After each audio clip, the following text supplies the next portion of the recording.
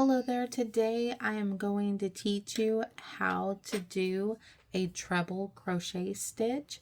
I am using Red Heart Super Saver yarn. It is recommended on the back to use a US I9 crochet hook, so that is what we will be using. If you don't know how to do a slip knot, I have a tutorial that teaches you how to do a slip knot if you're not familiar with this technique, but if you are, let's get to chaining. We are going to chain 16 on our chain. So 1, 2, 3, 4, 5, 6, 7, 8, 9, 10, 11, 12, 13, 14, 15, and 16. So what you're going to do is you're going to yarn over twice on your hook. You're going to count down your chain, 1, 2, 3. You're going to go into that third stitch, making sure that you go right into the center of that stitch. So you should have the V of your stitch on top of your hook and just one piece of string on the bottom, that bottom string of your chaining stitch. So what you will do is you will grab a hold of your yarn and you will pull it through that chaining stitch.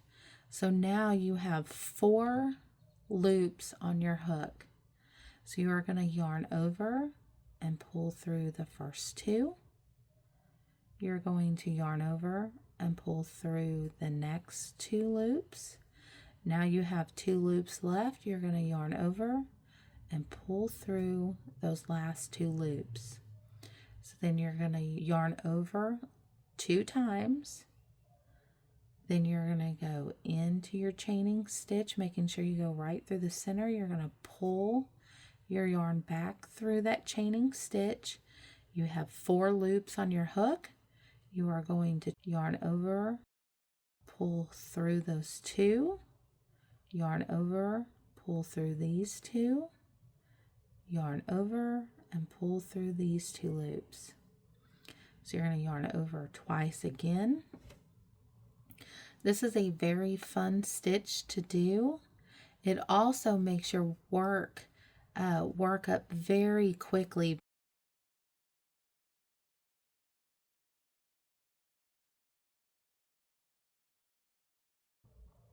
So you want to yarn over 2, go into that chaining stitch. This is the hardest row to work, so the next row will be so much easier. So just be patient, keep going into your chaining stitches, yarning over and pulling through, yarning over, pulling through, yarning over, pulling through. Just be patient and take your time.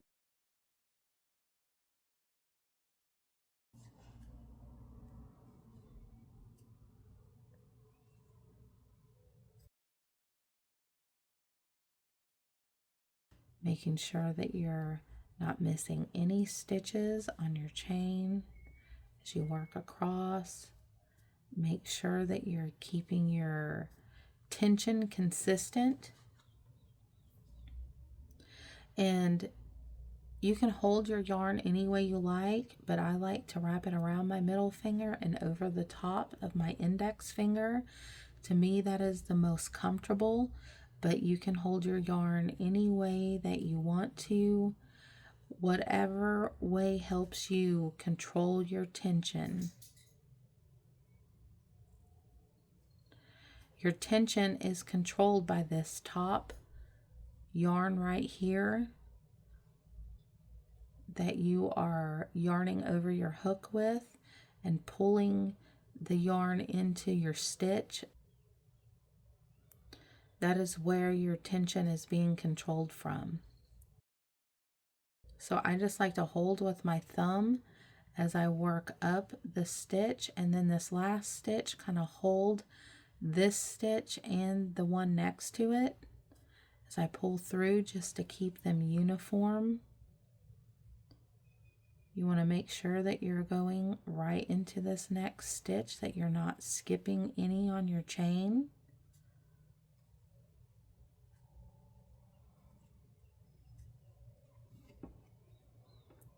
Make sure you're yarning over twice before you start working the stitch.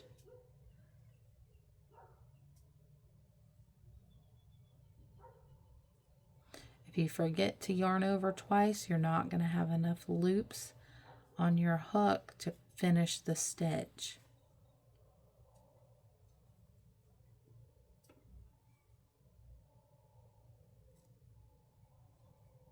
So just keep yarning over twice, working into your stitch.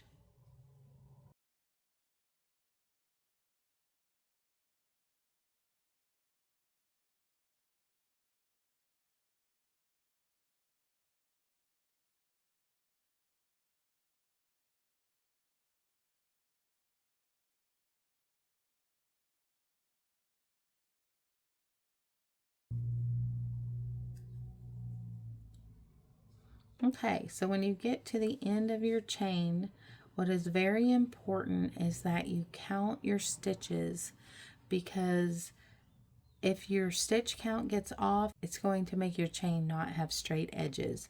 So you don't count these stitches over here on the side, you only count the ones on the top. So you'll count across 2, 4, 6, 8, 10, 12, 14. And the reason that you have 14, even though we chained with 16 stitches, is if you remember, we counted 2 and then we went into that third stitch. So you'll always end up with 2 less than what you started your chain with. So what you're going to do is you are going to chain 3, because this is a treble stitch, and then you will turn. Make sure that your tension is correct before you start. So you will yarn over twice, go into this first stitch. You don't want to go into your chain. You want to make sure it's that first stitch. Your stitches, if you see them, they look like V's on top. So you just want to go right underneath that V, pull it through, then yarn over, and go through those 2 loops, and then yarn over and go through those last 2 loops. So then you will yarn over twice, go into that next stitch, yarn over and pull through 2 loops, yarn over and pull through 2 loops, yarn over and pull through those 2 loops. So if you look at your edge here, you should have a straight edge on this end, and this end is still kind of curved because we have not got over there yet. So we'll just continue to work across.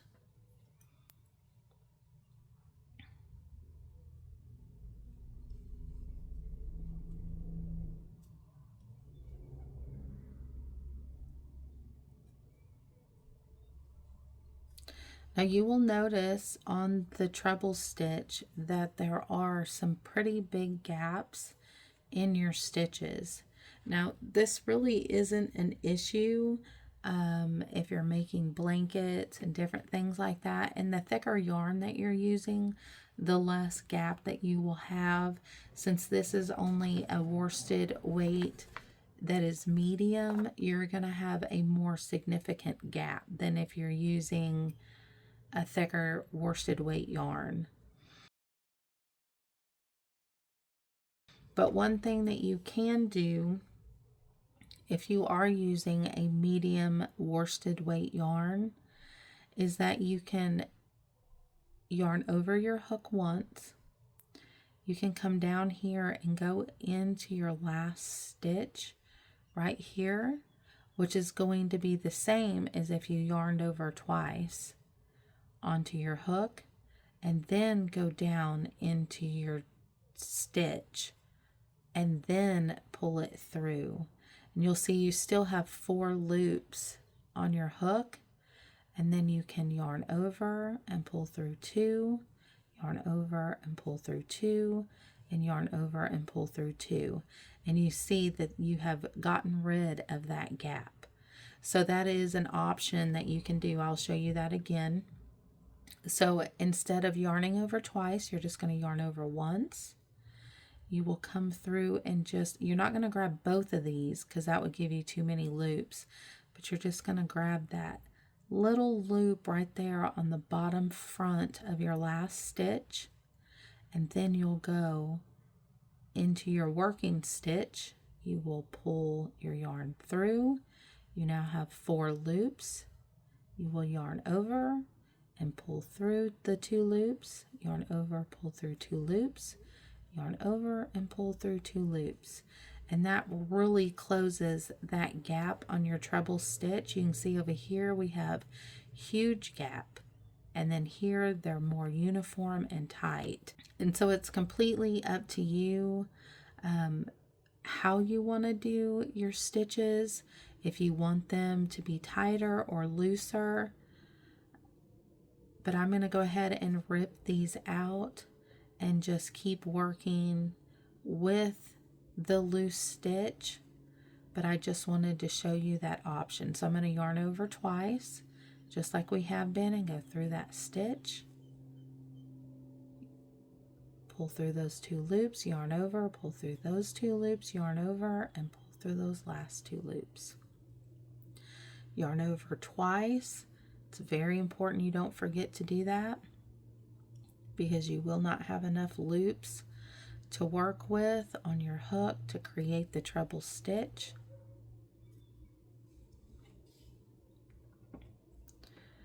And so we're just going to continue to yarn over twice, go into our stitch, yarn over and pull through, yarn over and pull through, yarn over and pull through. Adjust your tension as you need to. We're just going to keep working along our chain. So you can see it's so much easier than that first row that you did off of your foundation chain. That is the hardest row to work. But you do want to make sure that your tension is staying the same, and you want to master this stitch working a small swatch like what we're doing right now before you use this to do a blanket or anything that's large work, because what's going to happen is if you don't master this stitch and if you don't master your tension, you're going to be working along making a giant project, putting all of these hours and work into it, and you're not going to be satisfied with how it looks when you're finished. And your finished look is so important when it comes to crocheting. So it's smarter to start with smaller swatches and really get your tension down, really learn that stitch before you start a big project, because there's nothing more frustrating than getting done and not being satisfied with how it turned out. And so here we want to make sure we go into this last V right here on the top. We do not want to get into our chain 2, because that will mess up our finishing edge.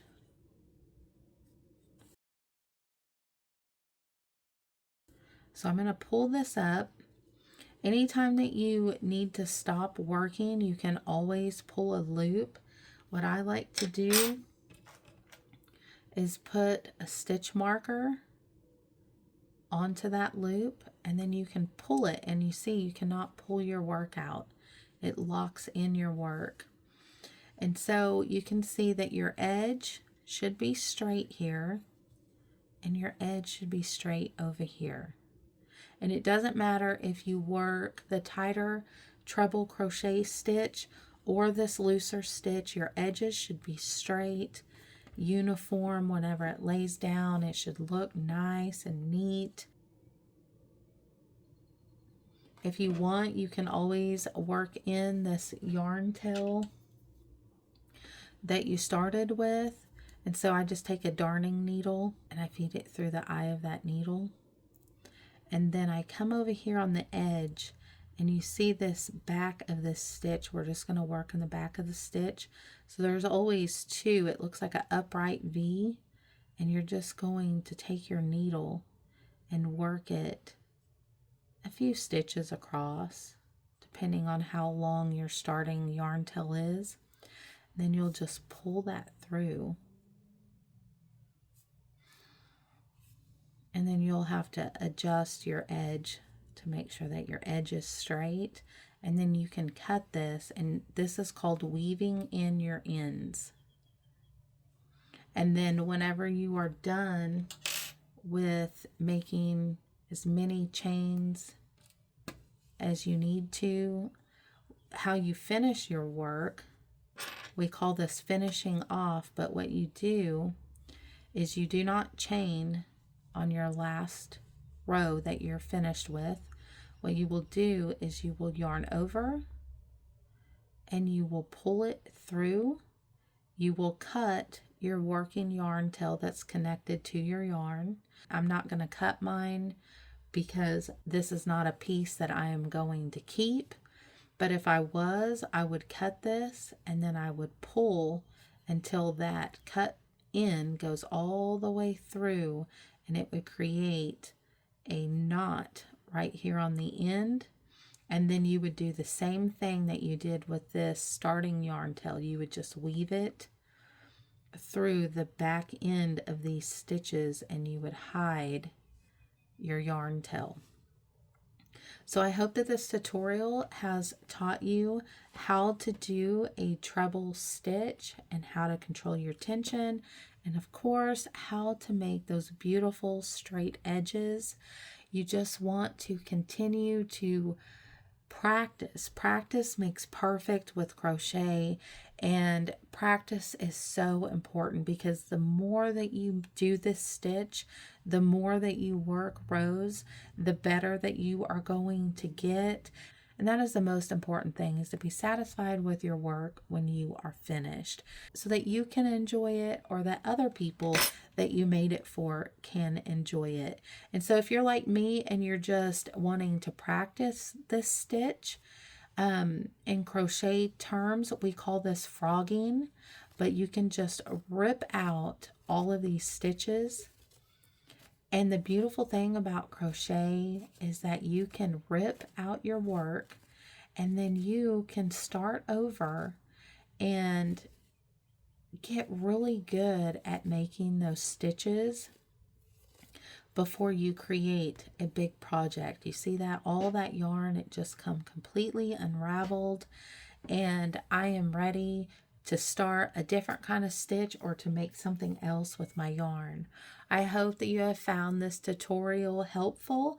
If you would like to learn the single crochet, half double crochet, or the double crochet stitch, I have a series and I will link it to the end of this video.